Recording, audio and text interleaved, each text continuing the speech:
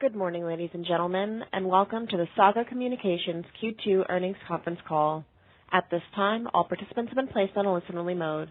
It is now my pleasure to turn the floor over to your host, Ed Christian, President and CEO of Saga Communications. Sir, the floor is yours.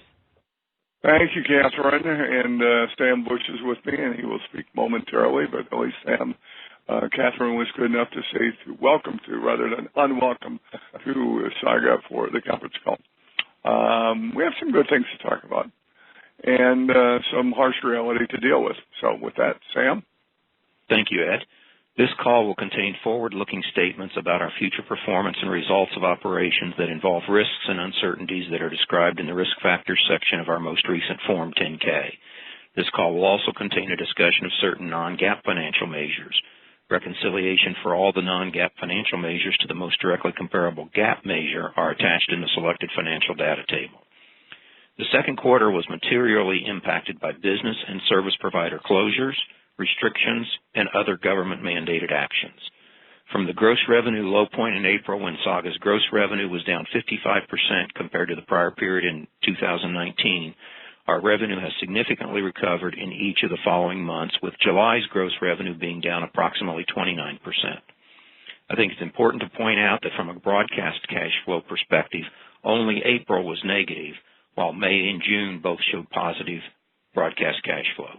We do expect to show positive broadcast cash flow for the year if the current market conditions continue, due to our efforts to reduce expenses and with the expectation that we will see ongoing month-to-month revenue improvements.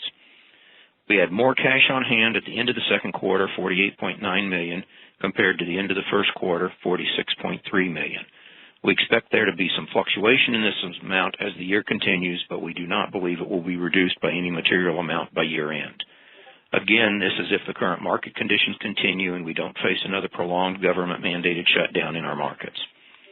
At the end of the quarter, our outstanding debt remained $10 million, which, given the cash on hand, presents no covenant or liquidity issues.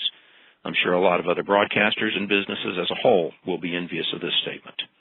I want to point out that Saga's reported net loss for the first 6 months was $3.2 million, but only $564,000 after adjusting for the non-cash impairment charge, net of the tax benefit associated with the impairment charge. Ed, with that short commentary on an unprecedented quarter, I will turn it back over to you.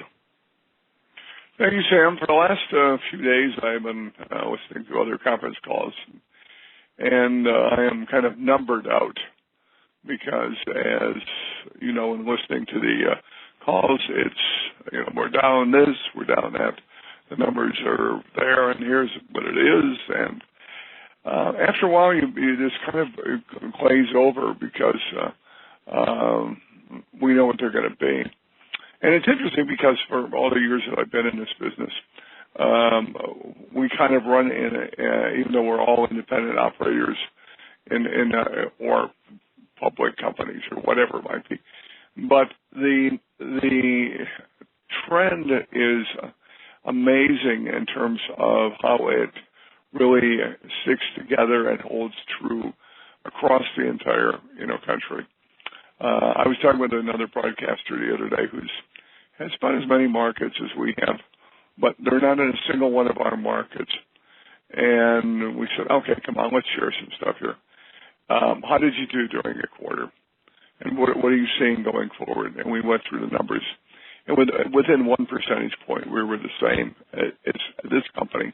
Totally different markets, similar sizes, mid-markets, but it was a very interesting experience. But I really need to ask everybody's permission here to just kind of digress from the numbers for a minute and really begin to look behind the numbers. What do they mean? And that's the issue that we really get to get down to is that we look at the numbers, they don't really tell us much.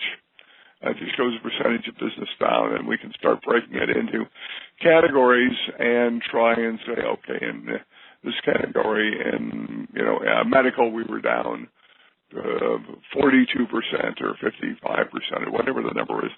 What does it really mean? Where does it come from? Now, admittedly, there were parameters set where the governors closed business, made certain things on that. And those are the things that we can't change. There's nothing we can really do to entice somebody in to advertising during those points in time. But what about the other ones? And what did we learn about our experience here in doing an analysis on it? Well, I think there was a lot of things that came out of it for us. And one of the things that we really began to see early on was that a lot of good businesses who didn't need to close were closing because of fear. And I think that's really what happened in a lot of areas, was that the fear factor came into play, where a business person would say, oh my God, if I don't stop spending right now, I could lose my business. I could lose everything I have. I could be upside down. And I always remember a lot of quotes from one of my favorite, I guess it would be an intellectual, in Edmund Burke, who said back in the 1700s, mid-1700s, no passion efficiently robs the mind of all of its powers of acting and reasoning as fear does. And I think that's really true. Let me read it again. No passion effectively robs the mind of all of its powers of acting and reasoning as does fear.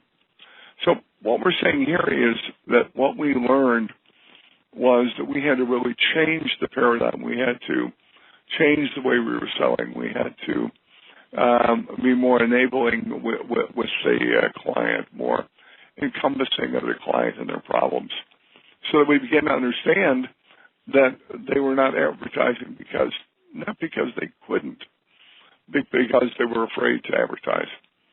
That's a very interesting distinction, but it's true, and we found that out. So we really had to change the method, the way that we were working with them. We didn't let them validate their fear, because we came in and really worked with them in different ways to show them why they had to be advertising during the pandemic, why they had to be doing this and what they can do. And we targeted certain ones, so we knew that had the potential to do so, but were afraid if they spent the money and they didn't get a return, that they could be going out of business. And there's a lot of things I've learned over the years, sometimes the hard way. But I remember one of my first radio jobs in sales, and the owner of the radio station in Detroit, Michigan, said to me, "Did I ever tell you the story about the man who sold hot dogs?" And I go, "No." And he said, "Okay, let me tell you the story. There was a man who lived by the side of the road, and he sold hot dogs. He was hard of hearing, so he had no radio. He had trouble with his eyes, so he read no newspapers. But he sold good hot dogs. He put up signs on the highway telling how good they were. He stood on the side of the road and cried, 'Buy a hot dog, mister,' and people bought. He increased his meat and bun orders. He bought a bigger stove to take care of his trade. He finally got his son home from college to help him out. But then something happened. His son said, 'Father, haven't you been listening to the radio?' I like that line. 'Haven't you been reading the newspaper?' Don't like that. 'There's a big depression. The European situation is terrible. The domestic situation is worse.' Whereupon the father thought, well, my son's been to college, and he reads the papers, and he listens to the radio, so he ought to know. So the father cut down on his meat and bun orders, took down his advertising signs, and no longer bothered to stand on the highway to sell his hot dogs. And his hot dog sales fell almost overnight. 'You're right, son,' the father said to the boy. 'We certainly are in the middle of a Great Depression.'" And again, once again, the idea of being influenced into having the wrong thoughts. So we really decided that we would go after and do a lot of great things to try and change the relationship with our people. And let me just tell you a few of the things we did, because I'm really proud of what we came up with from the stations. And Chris Forgy did an outstanding job of communicating all of the ideas out. And that is from March through June 20th, during the, I hate to use the word, pandemic, our markets, Saga markets, donated over $10 million to local advertisers. Yes, we would go into them and say to them, look, you shouldn't stop. Well, but business is really tough, and I don't know if I'm going to make payroll or everything else. All right, but you can't stop because you need to continue your marketing. So we're going to carry you for 2 months. We're going to do it. Don't worry about it. Don't ask any questions. Your commercials will stay on the air because we know that you need to keep your top of mind awareness. We need to know that you have your presence there. And the clients will look at us unbelievably. What? You're going to give us free advertising? No, it's not free advertising. It's letting you know that you're a valued relationship to us, that you've been with us for 10 years. And now it's our turn to help you as you have believed in us. Now we believe in you. And we're not going to let you down during this time right here.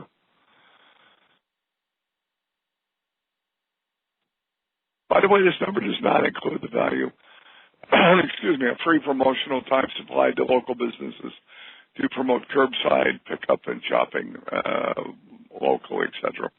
That was totally other different campaigns we did for them.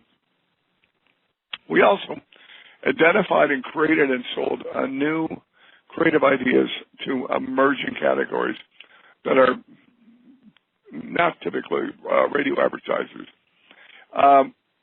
This, again, it gets down to the fact that traditionally radio has sold certain categories. The sellers go on out and call in the same people, get the same results. Nothing else changes. And we said, wait a minute, there's a lot of people out there that could benefit from using radio and the reach on radio. And so we went out and we started looking at them, finding unusual categories. Recruitment, we all know about that one. Sleep apnea clinics, yes. Ear, nose, and throat doctors, yes. Pawn shops, metal roofing, personal injury and bankruptcy attorneys, residential real estate contractors, HVAC, doors and windows, aftermarket auto parts, optometry, pet daycare grooming facilities. And the idea that we sold was too hot for spot. Okay, that's a good one. And it was a combination public service and advertising campaign, providing helpful hints on how to keep your pet safe from extreme heat during the summer. Hair salons, obviously, they couldn't be open, but what we did was we had an on-air campaign during the pandemic called Show Us Your Roots. Since many hair salons were closed during the start of the pandemic and consumers weren't able to get their highlighted, the promotion was a fun way to support the local hair salons and keep them up on top of mind. While at the same time it provided the hair salons with leads to those who entered the contest. And we created all of these new initiatives for our sellers and during ways. We also gave away, just on the air when we talked about this, we're going to be giving away $15, $10, and $5,000 in advertising to clients. All you have to do is go to our website and register your name. We'll do a drawing, and we'll have 3 winners. One will get $15,000 in free advertising across the platform of stations we have in that market. Another one will get 10, one will get 5. And we would average about 400 people registering for this.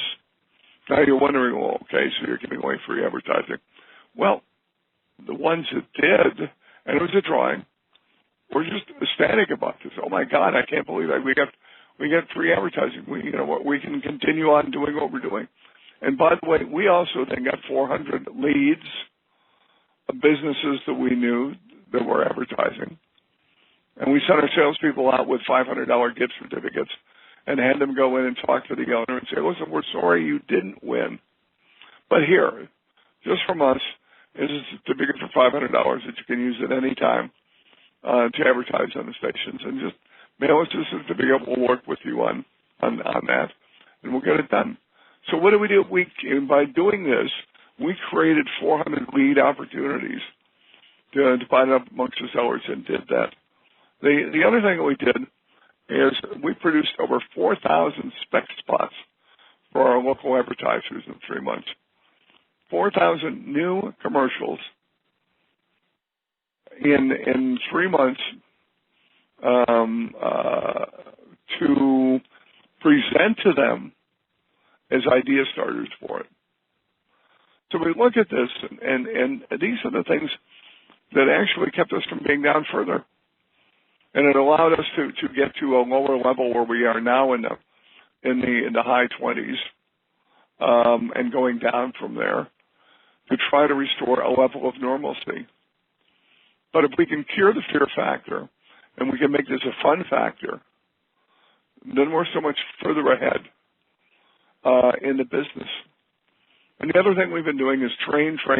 I can't tell you the amount of training and retraining that goes into this. And the new people that we've hired in sales are a clean slate. They're not coming in and saying, well, look, we've been doing it this way for 20 years. They don't know the difference. And when we tell them to go on out and call on this product category, a lot of the senior sellers would say, oh, they're not going to buy. But the new ones will go out and just power right through and do that. Change is here. Change is occurring. Change is what's happening in our business, and we have to stand behind it. And that's exactly what's going on here. We're also selling long term. And again, it's great with the young sellers coming in that they're suddenly, if you tell them, look, we only sell in 10 weeks or 12 weeks. Another seller would go out who's been there for a long time and say, well, I can get a $500 order for, next week. No, we don't want that. We're in for the long term. We're building and rebuilding a business. So though this has been a terribly challenging and terribly painful time for us in broadcasting, it has also given us a chance to feel reinvigorated with a new commitment that we have towards doing what we do to service our communities. We chose to be in mid-markets where we actually can make a difference, where we can know that people listen and respond to us because they depend upon us for what goes on in the community. And we're using that power and the power of being able now to change the way we've been doing business and bringing ourselves into a new relationship and a new era is going to pay off very much so in the long term. We are concentrating and building on local direct and local direct services. And that's where the bread and butter is going to be, and that's where the future of local radio is. And that's where it is. I'm not worried about cheap spots from a national business on national. That's gone from the game. That's changed. Let's do and control what we can control, and let's do it the right way, and we'll be in great shape on this. I just want to be the best that we can be in our particular area too. But that's where it is. And no, it was not a good quarter. It was, as I said, painful for all of us. You sit here each week and you go, oh. And then you have to begin to understand what happened. And that's what we did. And I just want to thank you all for, listening to my rambles, I guess, this morning. But I hope I gave you an idea and a vision of what we're trying to accomplish at Saga. It's been our goal. We've been in business 34 years. I thought it was bad in 2008. That was a walk in the park compared to what we've experienced. And, if everything is right and our projections hold, even though we have no real visibility in terms of going forward on this. But if we do, we'll get through this. We'll be fine. And a sense of normalcy will return to what has become a very harried industry in the last several months. But bear with us. We'll do what's right. We'll get through this. And Sam, I don't think we have any questions today, do we? No, we did not have any questions today, Ed. All right. You got any questions? No, but I can say I always like my comments, but yours are always much more fascinating to listen to. So thank you for that. Well, go buy yourself a hot dog because you keep the old man happy. All right. I will do so. Catherine, you can wrap this thing up, and we're out of here. Thank you, ladies and gentlemen. This does conclude today's conference call. You may disconnect your phone lines at this time and have a wonderful day. Thank you for your participation. Thank you, Cap.